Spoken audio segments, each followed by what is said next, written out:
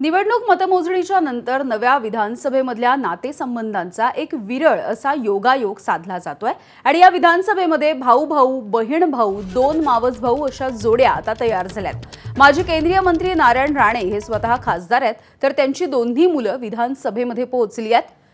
माजी रेल्वे राज्यमंत्री रावसाहेब दानवे हे स्वतः लोकसभेच्या वेळेला पराभूत झाले होते, मात्र आता त्यांचा मुलगा संतोष दानवे आणि त्यांची कन्या संजना जाधव हे दोघे सुद्धा विधानसभेमध्ये दाखल होताना आपण बघतोय।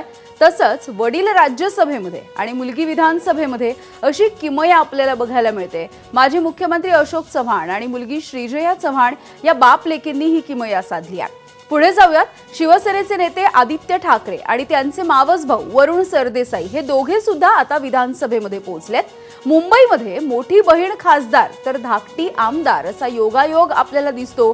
वर्षा गायकवाड आणि ज्योती गायकवाड यांच्या निमित्ताने हा योगायोग आपण बघतोय। पत्नी राज्यसभेची सदस्य आणि पती विधानसभेमध्ये असा योगायोग आपल्याला दिसतो सुनेत्रा पवार आणि दस्तूरखुद्द अजित पवार यांच्या संदर्भात। अजित पवारांनी त्यांच्या पुतण्याला पराभूत केलं असलं तरी त्यांचा दुसरा पुतण्या कर्जत जामखेडमधून सभागृहामध्ये दाखल झालेला आहे। निवडणुकीच्या अभूतपूर्व निकालाच्या नंतर काही योगायोग होता होता राहिले सुद्धा आपल्याला बघायला मिळतात आणि यामध्ये लातूरमधून दोन सख्खे भाऊ आधीच्या वेळेला विधानसभेमध्ये होते आणि यावेळी देशमुख बंधूंपैकी धीरज देशमुख यांचा पराभव झाला आणि दोन भावांच्या दुसऱ्या जोडीला विधानसभेमध्ये जाता आलेलं नाहीये।